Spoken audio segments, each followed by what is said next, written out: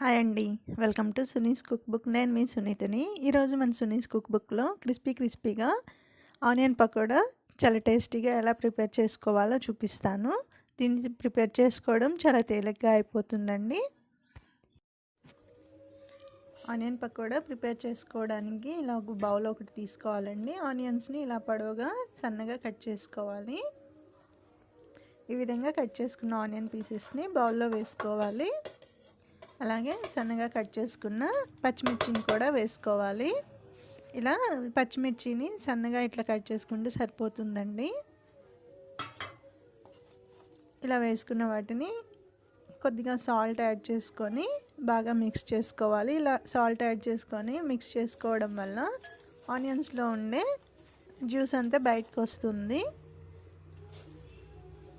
ఇలా ఒకసారి అంతా బాగా మిక్స్ చేసుకున్న తర్వాత ఇందులో ఒక కప్పు ఫ్లోర్ వేసుకుంటున్నా అండి. ఇది శనగపిండి. ఇలా ఒక కప్ శనగపిండి కూడా వేసుకొని బాగా ఈ ఆనియన్స్లో మిక్స్ చేసుకోవాలి. ఇప్పుడు ఒక టేబుల్ స్పూన్ వరకు బియ్యపు పిండిని కూడా వేసుకోవాలి. ఇలా వేసుకున్న వాటిని ఒకసారి అంతా కలిసేలాగా మిక్స్ చేసుకుందాము. ఇలా ఈ విధంగా అంతా బాగా మిక్స్ చేసుకున్న తర్వాత దీనిలో ఒక చిటికెడు బేకింగ్ సోడా వేసుకోవాలి.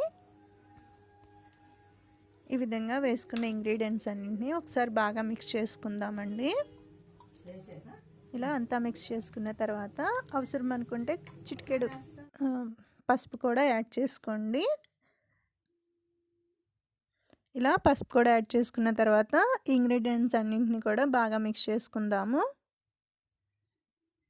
ఇలా బాగా కలుపుకోవడం వల్ల మనకి ఆనియన్లోని వాటర్ అంతా బయటకు వచ్చేసి ముద్దలాగా అవుతుందండి పిండి. ఇప్పుడు అవసరం అనుకుంటే కొద్దిగా వాటర్ యాడ్ చేసుకొని గట్టిగా పిండి కలుపుకోవాలి. పకోడీలు వేసుకోవడానికి జారుగా కలుపుకుంటే ఆయిల్ ఎక్కువ అబ్జర్వ్ చేసుకుంటుంది. పకోడీలు కూడా బాగా మెత్తగా వస్తాయండి లూజ్గా కలుపుకోవడం వల్ల. ఇలా పిండి గట్టిగా కలుపుకుంటే మనకి గట్టి పకోడీలు వస్తాయి.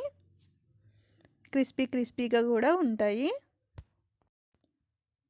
ఇలా కలుపుకుంటూ అవసరం అనుకుంటే కొద్దిగా మధ్యలో వాటర్ యాడ్ చేసుకుంటూ మనకు కావాల్సిన వరకు కలుపుకోవాలండి పిండిని.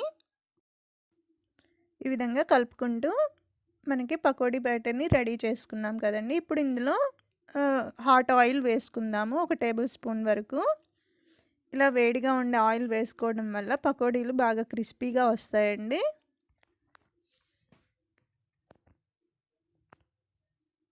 ఇలా ఆయిల్ వేసుకొని బాగా మిక్స్ చేసుకోవాలి మొత్తం కలిసేలాగా.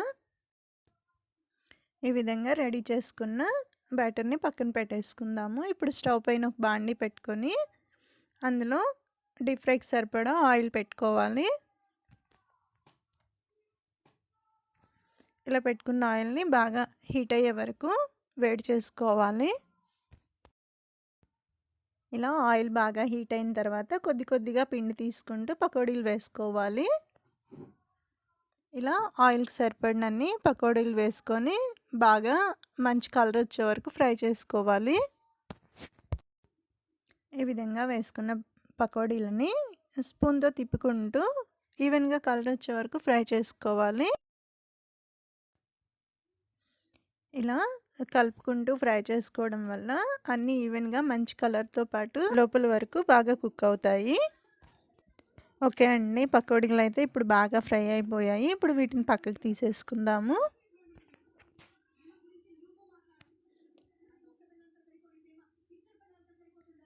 ఈ విధంగా అన్నీ తీసి ఒక ప్లేట్లో పెట్టేసుకోవాలి.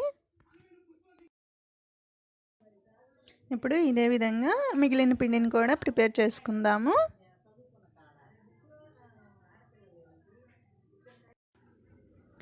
ఇలా వేసుకొని వీటిని కూడా బాగా కలుపుకుంటూ ఈవెన్ కలర్ వచ్చే వరకు ఫ్రై చేసుకొని వేడివేడిగా సర్వ్ చేసేసుకోవడమేనండి. ఇలా ఈవెన్గా కలర్ వచ్చిన తర్వాత తీసి ప్లేట్లో పెట్టుకుందాము. ఇవి చల్లారిపోయాక కూడా చాలా క్రిస్పీగా ఉంటాయండి. మనకి ఈ విధంగా వేసుకోవడం వల్ల ఆయిల్ కూడా అస్సలు అబ్జర్వ్ చేయదు. ఈ విధంగా ప్రిపేర్ చేసుకున్న పకోడీలని వేడివేడిగా సర్వ్ చేసుకుంటే చాలా టేస్టీగా ఉంటాయండి. ఈవినింగ్ స్నాక్గా తినడానికి చాలా టేస్టీగా ఉంటాయి. ఈ రెసిపీ మీరు కూడా ట్రై చేసి ఎలా వచ్చిందో నాకు కామెంట్లో తెలియజేయండి. అలాగే మీ ఫ్రెండ్స్ అందరికీ షేర్ చేయండి. మన ఛానల్ని ఫస్ట్ టైం చూస్తున్నట్లయితే సబ్స్క్రైబ్ చేసుకోవడం మాత్రం మర్చిపోకండి.